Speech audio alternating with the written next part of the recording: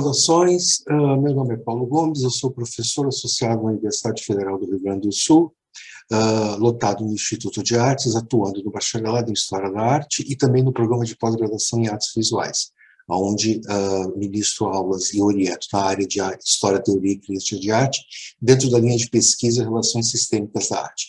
A minha comunicação hoje titula-se Sobre a coleção de obras de arte da Biblioteca Pública do Estado do Rio Grande do Sul. A Biblioteca Pública do Estado do Rio Grande do Sul foi forjada dentro do espírito filosófico do positivismo dominante nas elites do Rio Grande do Sul. Na época da sua implantação e inauguração, ela representava um monumento à cultura e ao espírito humano. A parte de seu requintado projeto arquitetônico, ela recebeu um precioso conjunto de obras de arte. Nesse artigo apresentaremos alguns dados sobre a formação e o desenvolvimento dessa coleção de obras de arte da Biblioteca Pública do Estado. Algumas perguntas vão se colocar ao longo da fala e eu procurarei respondê-las ao final. O contexto. A Biblioteca Pública é parte de um projeto de laicização da cultura do Estado do Rio Grande do Sul, vinculado ao processo de federalização das unidades estatais após a proclamação da República, que são ações fortemente vinculadas à doutrina positivista.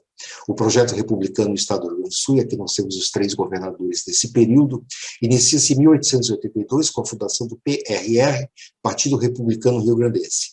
Em 1889, com a proclamação da República, dá-se o início do processo de industrialização do Estado, e com a expansão manufatureira de calçados, farinha, chapéus, confecções, etc., etc.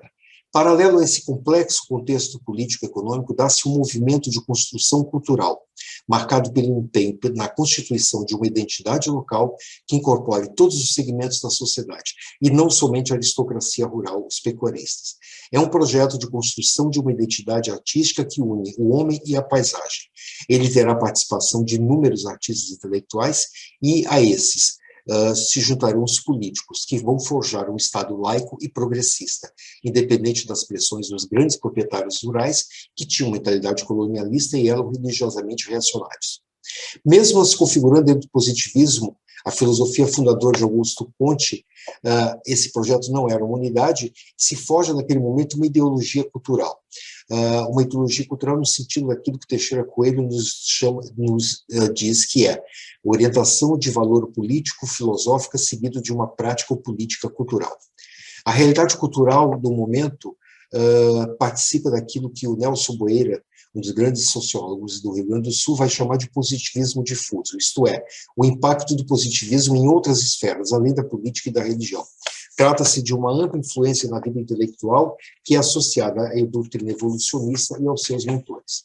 Boeira nos esclarece que eles praticavam uma espécie de sincretismo ao acatar o positivismo e o cientificismo a um só tempo. O alcance dessa doutrina conciliatória, ou positivismo difuso, no dizer do Boeira, surge em oposição ao radicalismo político do momento, e vai promover a expansão de princípios culturais de tolerância religiosa, seja através da disseminação de artigos jornalísticos, mas também nas charges humorísticas, nas piadas e na atuação das diversas disciplinas de suas atividades: economia, filosofia, medicina, educação, história, geografia, literatura, etnografia, arquitetura, etc. E não menos relevante, da atuação das instituições culturais existentes ou em implantação.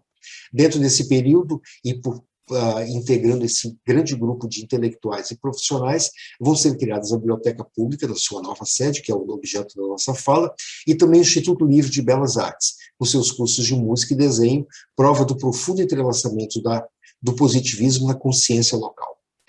A Biblioteca Pública, fundada originalmente em 1871, torna-se obsoleta e inadequada ao projeto cultural do PRR, e vai surgir, então, a proposta de uma nova sede, inspirada pelo escritor Vitor Silva, que vai iniciar-se no governo de Borges de Medeiros e vai ter uma implantação numa localização privilegiada, junto ao Teatro São Pedro, à Catedral Metropolitana, ao Tribunal de Justiça e a poucos metros do Palácio Piratini, que ainda estava em construção. O projeto de autoria do arquiteto Afonso Reber, com muitos associados, e os trabalhos vão se estender com ampliações e adaptações de 1908 até a sua finalização em 1922. O prédio que nós vemos aqui, estilo eclético, atende às necessidades de uma biblioteca, mas ele é notavelmente refinado, tanto na sua construção quanto nos acabamentos, nas pinturas parietais, especialmente conduzidas por Vitor Silva, nos revestimentos, no piso, iluminação, mobiliário, todo ele encomendado a uma renomada casa moveleira do Rio Grande do Sul, equipamentos técnicos, prateleiras e arquivos que são importados, além, é claro, de inúmeras obras de arte. O prédio é inaugurado em 7 de setembro de 1922 e vai contar com toda a cúpula política e intelectual da cidade e vai ter uma ampla divulgação. A coleção de obras de arte, aqui nós temos ainda imagens de detalhes da decoração e, em cima, alguns projetos de mobiliário para a biblioteca. A coleção de obras de arte ela vai ser adquirida para rechear essas salas da biblioteca. Nós não vamos entrar aqui em detalhes sobre a decoração parietal. E o Vitor Silva, junto com o Eduardo Guimarães, dois escritores que vão dirigir a biblioteca entre 1906 e 1928, ambos de personalidades distintas, mas muito imbuídos do mesmo cuidado e atenção aos propósitos de fornecer à população do Rio Grande do Sul uma biblioteca requintada e que atenda às expectativas de, como eu disse no início, exatamente de ser um monumento à cultura e ao espírito humano. Eles vão suprir a biblioteca de inúmeras obras de arte. O jornal A Federação vai publicar em 5 de fevereiro de 1916 uma matéria falando da sala, onde já aparece, que é exatamente a sala que nós vemos aqui à esquerda, o grande quadro histórico do pintor Antônio Parreiras, A Prisão de Tiradentes. Em 1922, na inauguração oficial, o mesmo jornal Federação vai descrever esse salão, agora denominado Salão de Conferências, no qual a tela está instalada do seguinte modo, abre aspas, sua pintura é de um tom vermelho claro, verde claro, vermelho sombrio, com ornamentos de ouro. Ao centro, 8 colunas de mármore canaluradas, com capitéis de bronze e dourado a fogo. Na parede do fundo, o grande quadro de Parreiras intitulado A Prisão de Tiradentes. Fecha aspas. Não há um inventário das aquisições até o momento da inauguração. Então, nós partimos, então, de umas listas de obras elaboradas pela biblioteca. No acervo do Marx, por exemplo, nós temos registro de 15 obras transferidas e 6 obras dessa imensa lista que está disponível no texto não foram localizadas. Os artistas gaúchos que vão ter obras adquiridas naquele momento pertencem à elite artística local. Entre eles, Giuseppe Gaudenzi, escultor, Libindo Ferraz, pintor, Oscar Boeira, Sobragil Gomes Carolo, todos pintores, Soteiro Cosme, desenhista, e principalmente Pedro Weingarten. Eram artistas que expunham sistematicamente na cidade e tinham prestígio e credibilidade suficientes para justificar as aquisições. Outras obras vão ser adquiridas nas gestões dos sucessores de Vitor Silva e Eduardo Guimarães, como, por exemplo, a Almofada Amarela, de Leopoldo Guttuso, que é adquirida em 1935, a Paineira de Ângelo Guido, do mesmo período, e também a Paisagem com o Riacho, de Iberê Camargo, que é uma aquisição bem mais tardia, já de 1946. O importante é destacar que, nesse momento, Porto Alegre não dispunha de uma estrutura adulta ou madura de artes plásticas. A cidade não tinha um museu de arte, sendo que a coleção existente de quadros do Instituto de Belas Artes tinha uma função exclusivamente didática. A coleção da prefeitura ou da intendência municipal era uma coleção de retratos de notáveis da cidade, e também é uma cidade que não possuía galerias de arte, não, pelo menos não do modo que nós entendemos hoje. Dessa maneira, os espaços de visibilidade e comercialização eram os estabelecimentos comerciais, principalmente os bazares, livrarias, cafés, confeitarias, que, junto com os clubes sociais, cumpriam o papel de divulgar e estimular o consumo das artes plásticas. Aqui na imagem nós vemos dois momentos da Sala das Senhoras, na década de 1920, e à direita atualmente. Na segunda, a gente vai perceber exatamente a ocultação das pinturas parietais, que eu vou comentar depois, e em ambas a gente percebe ali exatamente a pintura à beira da estrada do Libindo Ferraz. Entre os artistas não locais que participam desse projeto de aquisição estão Décio Vilares, que era um artista que já tinha recebido inúmeras encomendas oficiais, inclusive encomendas de porte, como o túmulo e o monumento a Júlio de Castilhos, inaugurados em 1913. Em 1917, ele vai receber encomenda para decoração do salão de banquete do Palácio Piratini, além de ter alguns bustos também adquiridos. Também fazem parte desse grupo o carioca Eugênio Latour, cuja tela A Praga Social, o álcool, premiado no Salão de 1905, foi adquirida em 1919 numa exposição local.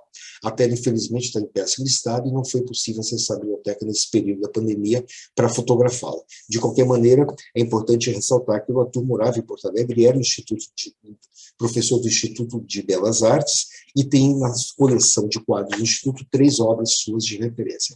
Também expuseram nesse período artistas como Antônio Barreiras, em 1911 e 1915, Lucílio de Albuquerque, em 1914 e 1917, e Hélio Selinger, em 15, 24 e 25. Além dessas exposições, ou talvez por causa delas, os três recebem importantes encomendas de pinturas de história para o Palácio Piratini. E aqui a gente vê um desses artistas que vai receber várias encomendas, que é o Oscar Pereira da Silva, e aqui a gente vê exatamente as duas obras colocadas dentro da sala do diretor. Então a gente observa aqui à esquerda a cabeça de moça, que nós vemos aqui, e à direita o campo de flores, que aparece aqui. Essas duas obras foram transferidas para o Museu de Arte do Rio Grande do Sul, onde se encontra no momento. Numa minuta expedida em 1921, já começa a ocorrer os registros de alienação de bens artísticos da instituição, que é uma prática que vai se prolongar a par das aquisições pelos anos seguintes. As maiores perdas, conforme eu já havia informado, se dão pela transferência de 15 obras para o Marques, uma operação realizada entre 54 e 76, conforme registro do museu. Essas transferências se dão inicialmente para formar o acervo do museu e depois por razões desconhecidas.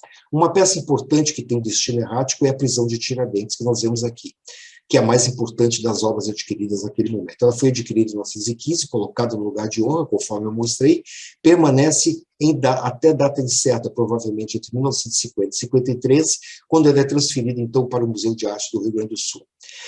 Ela, na sequência, é permutada com o Museu Júlio de Castilhos. Nós não sabemos a razão, mas um estudo de Silva, Minuso e Muratori, de 2010, na falta de documentação que justifica o ato, aventa a possibilidade que a troca se deu por uma questão de, abre aspas, tipologia de museu, fecha aspas, sendo, portanto, a tela de Parreiras considerada mais histórica do que artística.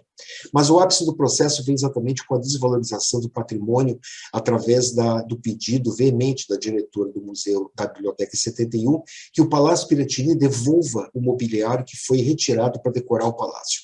Essa alienação de obras de arte e de mobiliário não era visível ao grande público, que vai se adaptando, mas existe uma adaptação, sim, que é bastante visível para o grande público, que é a pintura das paredes requintadamente decoradas pelo Fernando Schlatter e por vários outros artistas. Esse projeto de pintar as salas é muito interessante, e nós temos uma matéria de 2017, na qual o jornalista informa, abre aspas, agora senta que lá vem a parte triste da história. Em 1956, o pintor Ado Malagoli, que na época era diretor da Divisão de Cultura da Secretaria de Educação e Cultura do Estado do Rio Grande do Sul, orienta o diretor da biblioteca, o Arthur Ferreira Filho, a cobrir com tintas pinturas originais, para que não atrapalhasse a concentração dos leitores. Para Malagoli, elas não eram importantes, não tinham valor artístico e ainda contrastavam com a belíssima arquitetura presente. Sim, pausa fúnebre. Fecha aspas. Não temos conhecimento das razões da medida somente dos seus responsáveis, mas é evidente que o pensamento reformador de Ado Malagoli foi certamente influenciado pelo espírito modernista que ele teve contato e adquiriu nos Estados Unidos no gozo de seu prêmio de viagem ao estrangeiro no final da década de 40. Nesse período, ele também fez um curso de museologia que vai ser fundamental para a criação do Museu de Arte do Rio Grande do Sul. E o seu compromisso na década de 50, na constituição de um novo patamar cultural para o Estado, à frente da Divisão de Cultura, leva-o, como eu já disse, a instituir o Museu de Arte, para a qual ele vai deslocar uma imensa quantidade de obras da biblioteca, e com certeza também deve ter incomodado um monumento positivista, encarnado naquele prédio ricamente decorado. Aqui nós temos mais algumas imagens da biblioteca no momento do seu auge e na atualidade, uma das poucas salas que não sofreu esse processo de apagamento, né? E aqui eu vou entrar já nas minhas considerações finais e queria trazer de volta algumas questões que me ficaram no início. Eu vou trazê-las aqui em forma de possibilidades e respostas. Primeiro, nós não temos razões explicitadas para a aquisição de tal patrimônio artístico. Certamente, a própria configuração da biblioteca como um espaço simbólico de representação do poder do Estado é a resposta mais evidente. Do mesmo modo, é evidente também que para esse espaço é necessário obras referenciais, além dos obrigatórios retratos de pinturas e esculturas que simbolizassem, representassem o poder e dessem a medida exata da potência do governo. A segunda questão que eu acho importante é sobre o papel da coleção e sua inserção no universo de referência local. É suficiente dizer que a Biblioteca Pública do Estado possui importância intrínseca no contexto cultural da cidade de Porto Alegre e também do Estado. Naquele momento exerceu, mesmo que indiretamente, um outro grande papel, além de um monumento à cultura e ao saber. Efetivamente, ela era, até a inauguração do MAGS, em 1957, a única coleção de arte disponível ao público, visto que as outras coleções, a do Palácio Piratini e do Instituto de Artes e da Prefeitura, eram restritas ao grande público. Nós também não temos relatos sobre a convivência dessas obras com seus públicos, mas as magníficas fotografias que nós vimos na década de 20, a gente pode observar, e a gente pode observar também aqui, que elas integram harmonicamente os requintados ambientes da biblioteca, não como coadjuvantes, mas como protagonistas. Ao desejar, finalizando, que ao menos seja feito um esforço do retorno da prisão de Tiradentes, que deixa o vazio inaceitável na sala de conferências, para onde foi comprada e de onde nunca deveria ter saído, vista que sua simbologia está intrinsecamente ligada ao imaginário político da época, é de lamentar-se que a biblioteca tenha sido expoliada do seu grande acervo, mesmo que esse acervo esteja hoje no Museu de Arte do Rio Grande do Sul.